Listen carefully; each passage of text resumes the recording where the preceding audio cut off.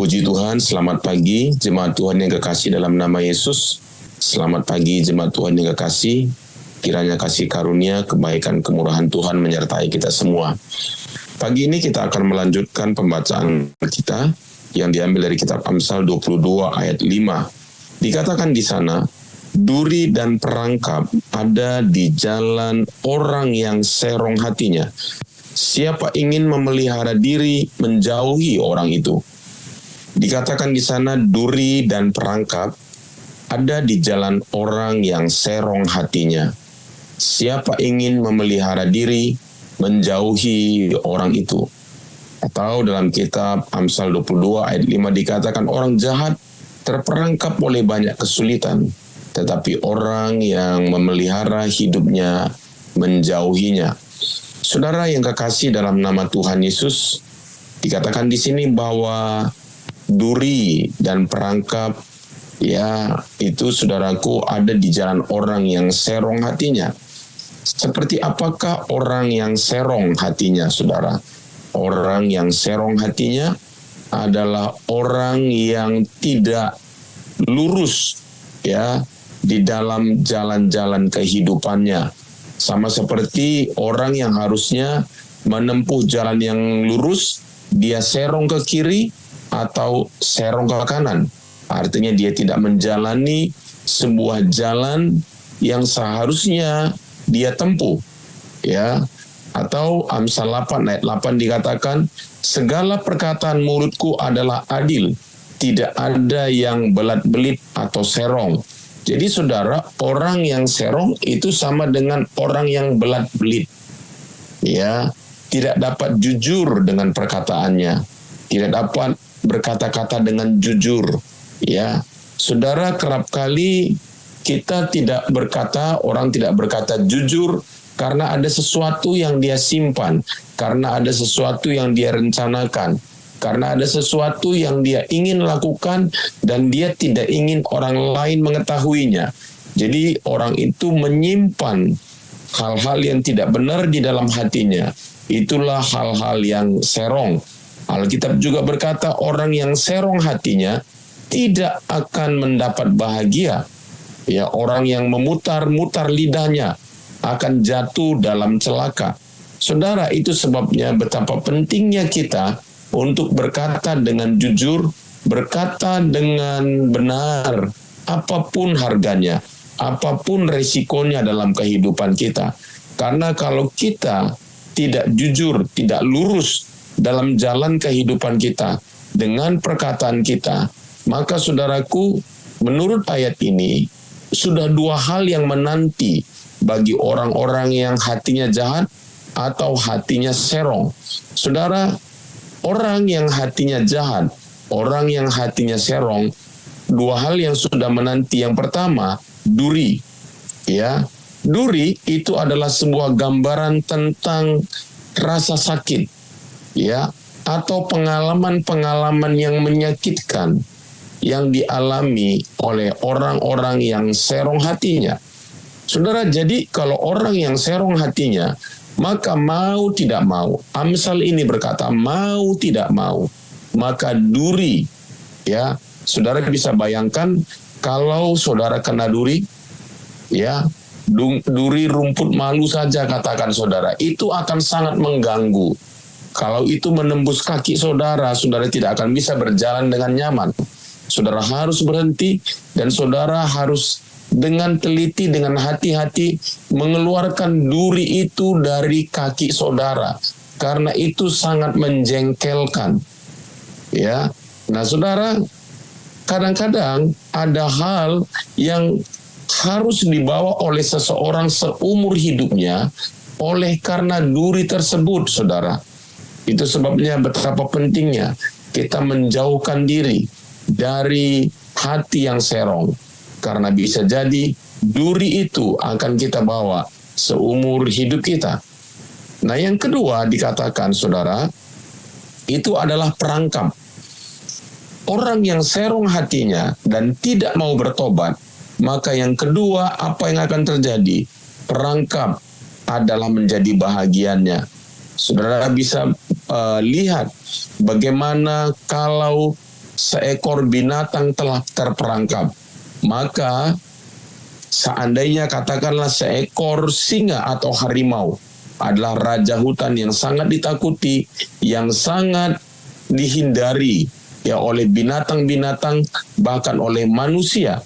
Tetapi begitu harimau tersebut terperangkap, maka dia hanya seperti seekor kucing yang tidak lebih daripada seekor kucing, yang taringnya tidak lagi menakutkan, cakarnya tidak lagi menakutkan. Kenapa? Karena dia sudah kena perangkap. Ketika dia sudah kena perangkap, maka dia seperti yang saya katakan tadi, seperti seekor kucing, dan itu sangat memalukan.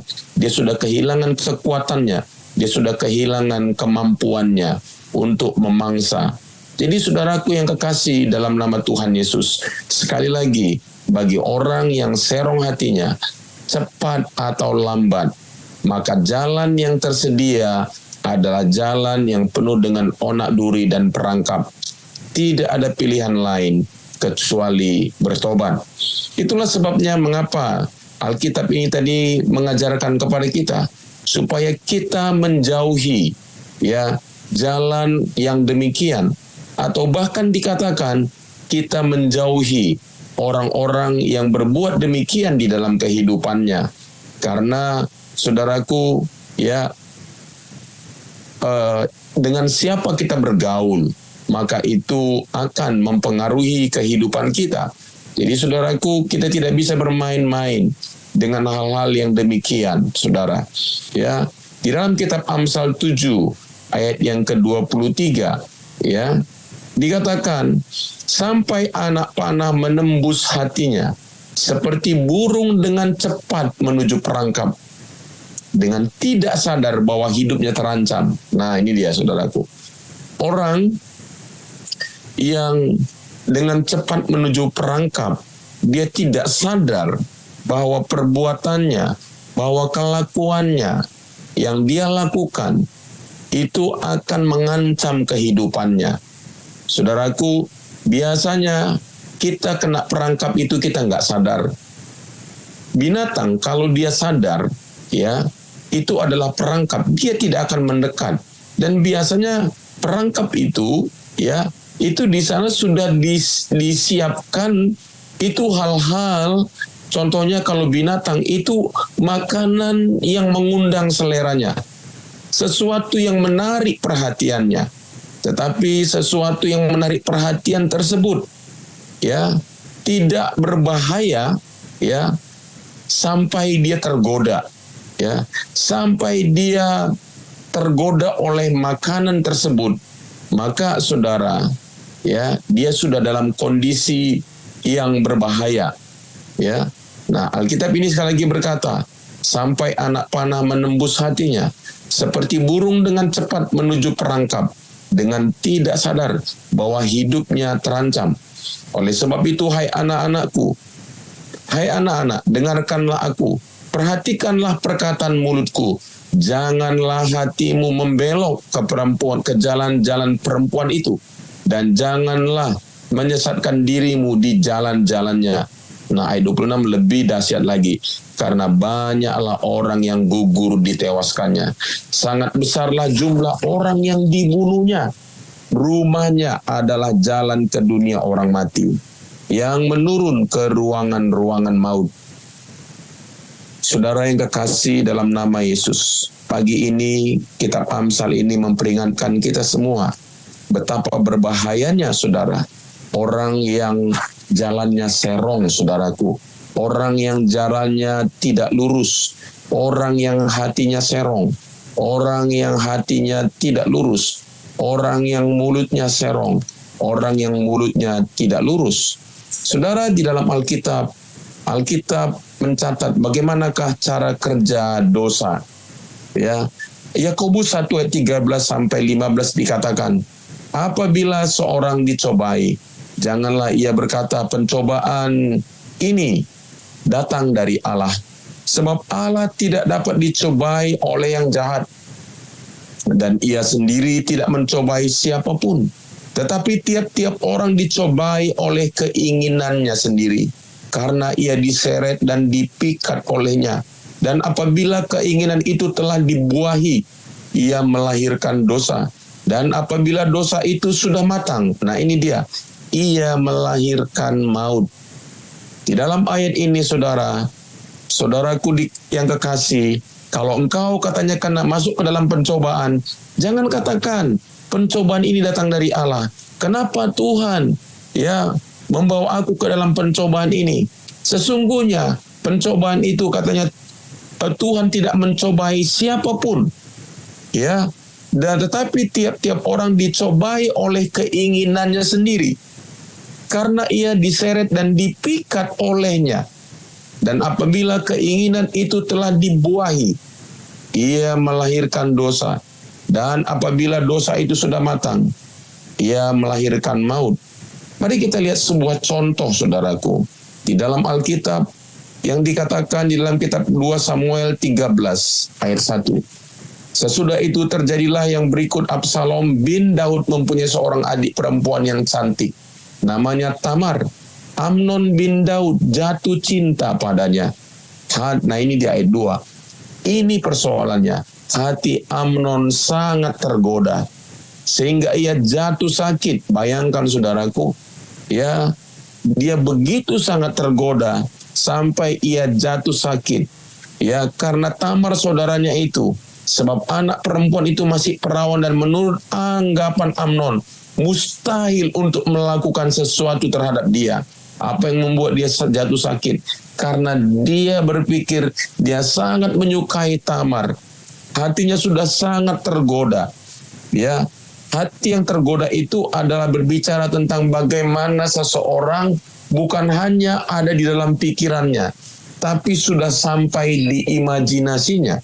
Pikiran atau imajinasi ditambah dengan perasaan, itu udah sulit dihentikan, saudara. Kalau saudara sudah ada di dalam segala sesuatu, ada di dalam imajinasi saudara, dan itu sudah masuk ke perasaan saudara, nah ini udah tinggal melangkah, saudara. Jadi paling bagus dosa itu dihentikan pada waktu ada di dalam pikiran. Ada di dalam pikiran. Itu langsung diaborsi pikiran tersebut.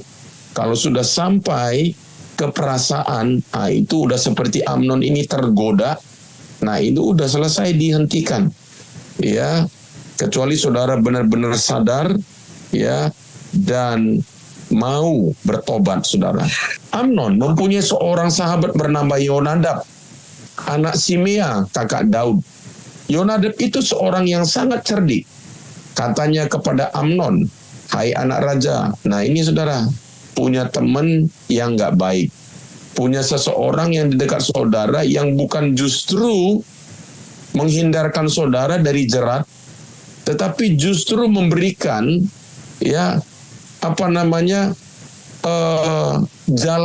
jalan keluar yang menghancurkan hidupnya.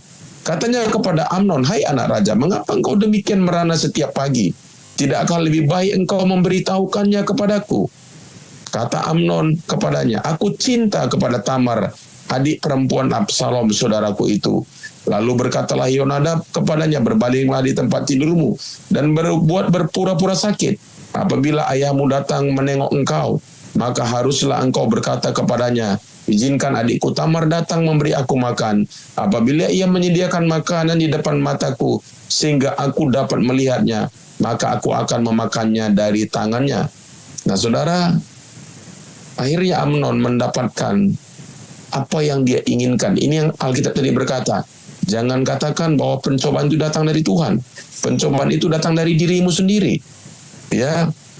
Kalau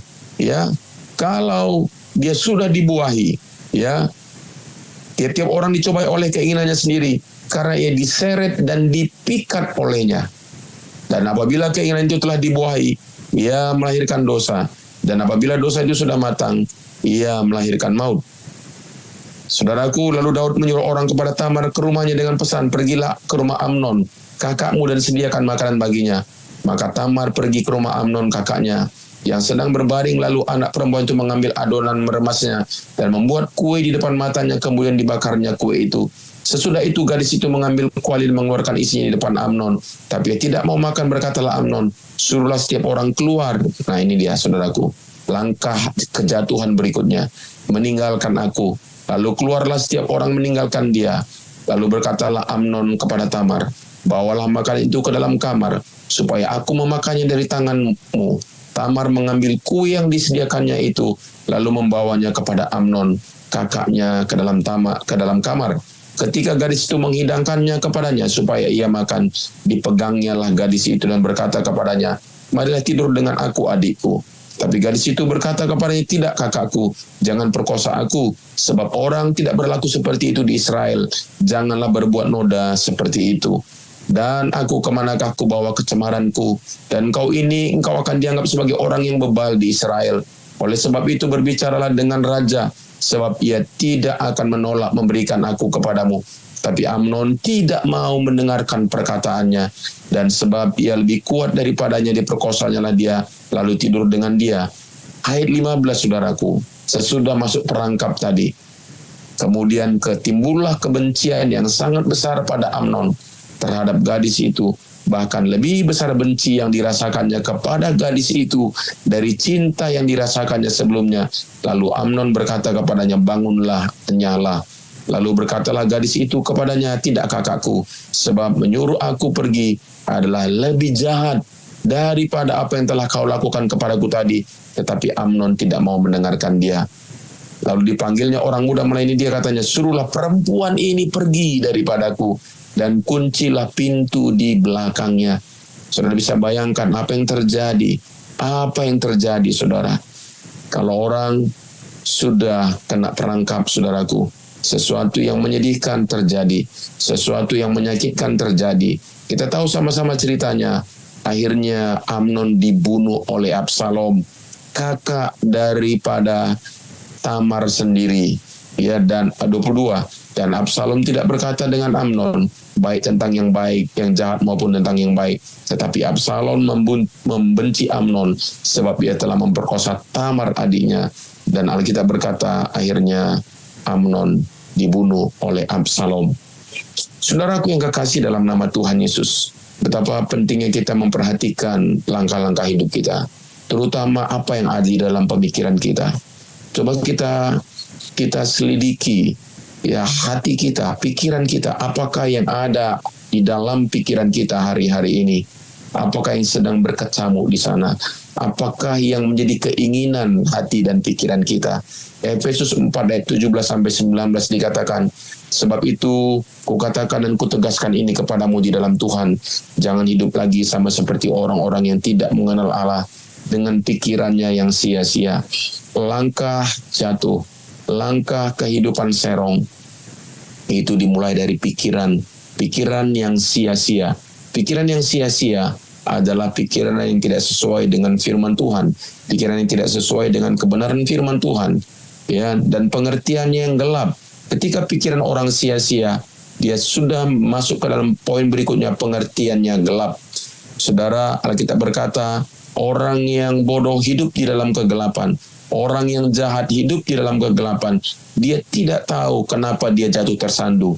Dia tidak tahu apa yang menyebabkan dia jatuh tersandu.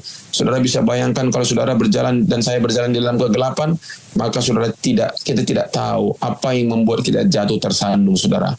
Ya, jauh dari hidup persekutuan dengan Allah karena kebodohan yang ada di dalam diri mereka dan karena kedegilan hati mereka. Nah, ini perasaan mereka telah tumpul sehingga mereka menyerahkan diri kepada hawa nafsu dan mengerjakan dengan serakah segala macam kecemaran.